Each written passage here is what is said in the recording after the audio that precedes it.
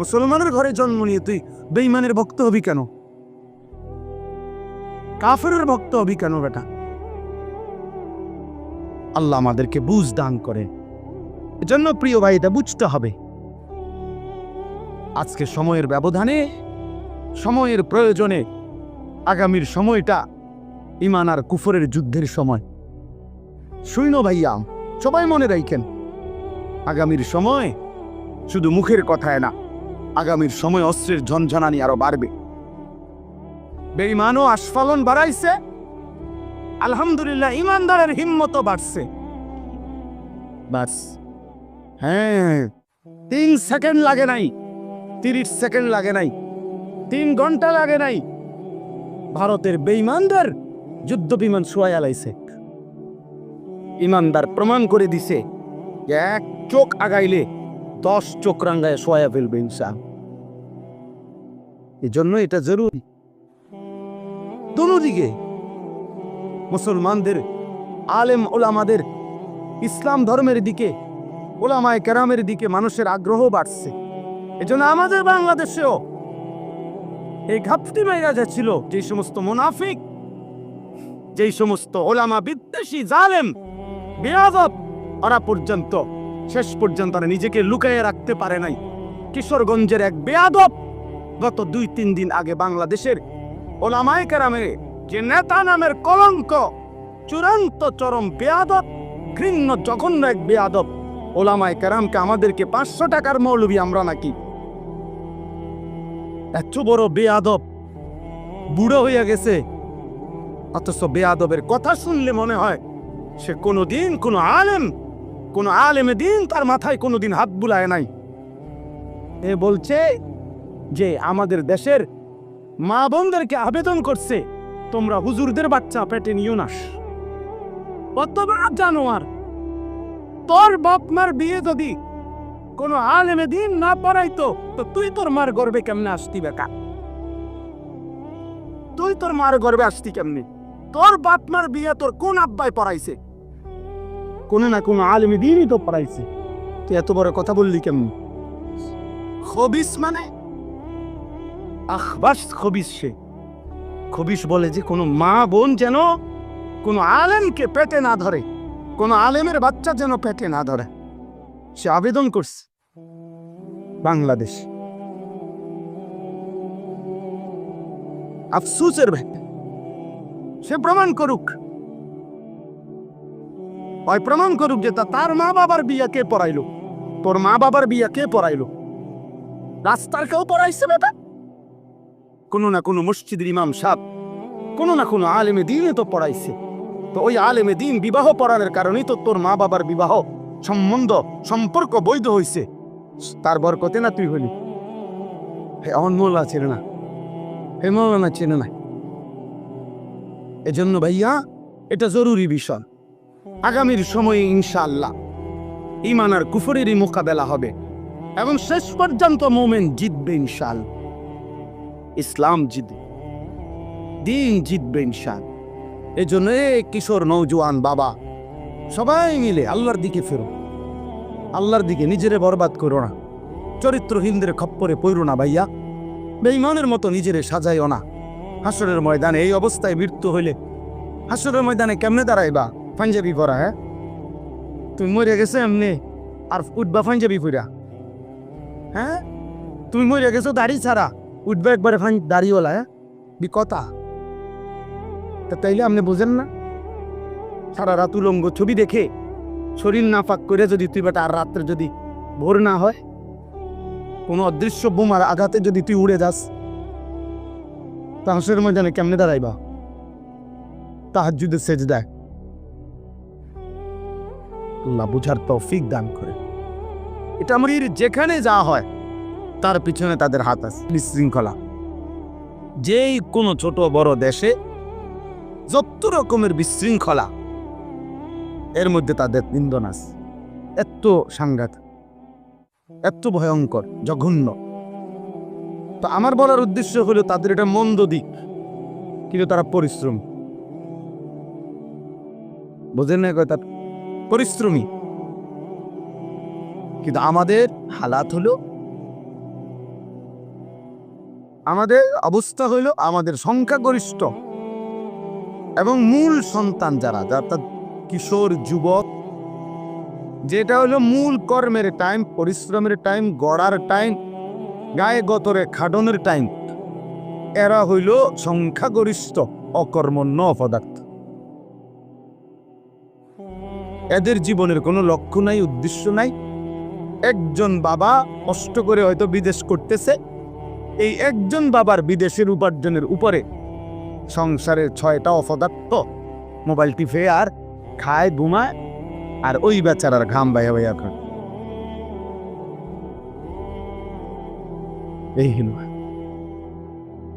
যার ফলে আফসুস ছাড়া নাহলে আমাদের যথেষ্ট পরিমাণ জনশক্তি আছে, আমাদের কিশোর আছে, আমাদের যুবক আছে, মেধা আছে, বুদ্ধি আছে, শরীরের সক্ষমতা আছে, সব আছে, কিন্তু আমরা পিছিয়ে পড়ি কেন? পিছানো কেন? আগাইতে পারি না কেন?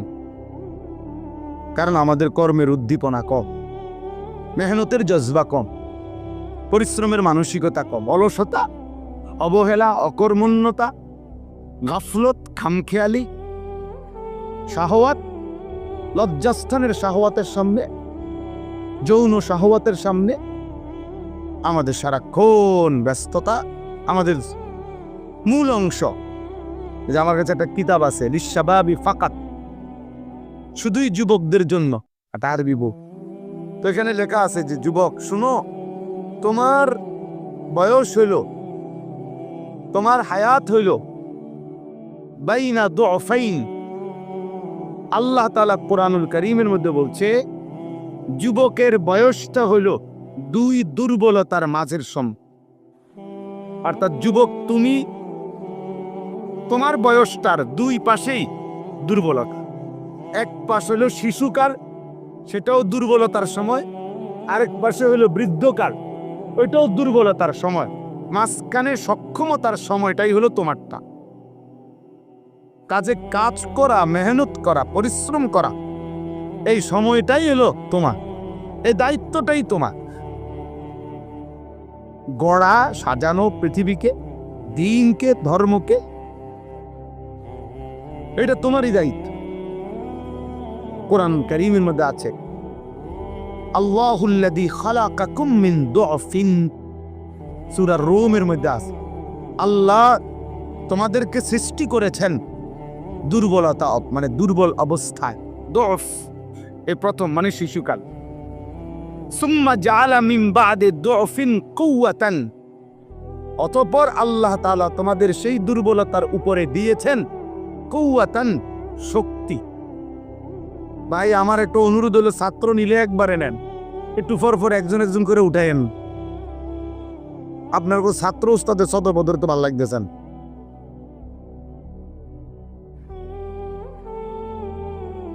উঠাউটি করবেন না কেউ, একদম উঠাউটি করবেন না। এটা কোনো 3 ঘন্টার জন্য বসছি না, বসছি অল্প একটু টাইম। আমি আপনার চাইতে বেশি ঘড়ির দিকে তাকাইতেছি। আলহামদুলিল্লাহ, আমি তো ভাবছি হবেই না, যেই বৃষ্টি নামছে। এরপরও ওরে বললাম যে জি গাও মৌলানা আব্দুল কাইয়ুম সাহেবরে, আইতাম না যাই বাজিয়ে ঘুমাইতাম। এরপর হে বলছে না হুজুর যাইতেন কইছে। আমি যাক যাই তাইলে।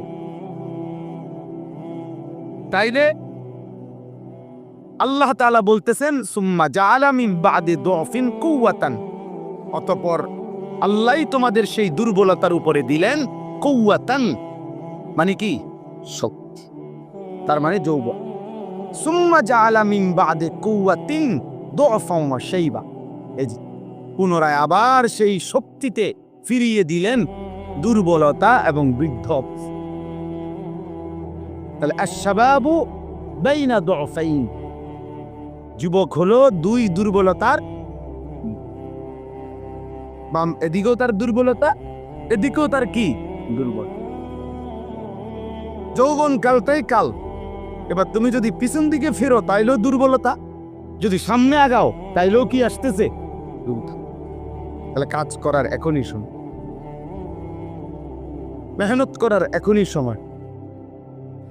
দেশ গড়া, জাতি গড়া, সমাজ গড়া, এখনই সময়, এখনই সময়। নিজের আখিরাত গড়া এখনই সময়। আল্লাহ নবী সাল্লাল্লাহু আলাইহি ওয়াসাল্লাম বলছেন, শাবুন নাশাআ ফি ইবাদাতিল্লাহ, যে যুবক তার যৌবনকাল আল্লাহর ইবাদতে কাটাইছে, বেড়ে উঠছে, ইবাদতের মাধ্যমে যে তার যৌবনটা বেড়ে উঠছে, আল্লাহ তাআলা তাকে আল্লাহর আরশের নিচে ছায়া দান করবে। আরশের নিচে ছায়া দান করবে। এজন্য প্রিয় ছেলেরা, বুঝতে শিখো। একজনই বুঝো, একজনই ভালো হও, একজনই ভাবো, একজনই নিজের জন্য, দেশের জন্য, ইসলামের জন্য, দ্বীনের জন্য কিছু করো। যে হোক আমি একজন। আমাদের প্রিয় ভাই বর্তমান সময়ে উদীয়মান, আলহামদুলিল্লাহ, অনেক সুন্দর বয়ান করে।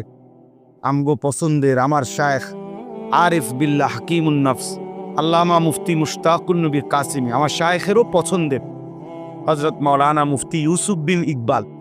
এই মাওলানা আমার এই বই দিছে, এই বই 2-3 দিন আগে আরো একটা বই দিছে, আরো শুনবো, শাবাবুন লা ইয়ানসাহুমুত তারিখ, আরবি বই।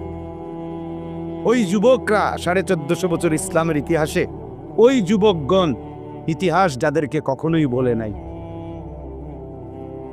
কি বই? শাবাবুন লা ইয়ানসাহুমুত তারিখ।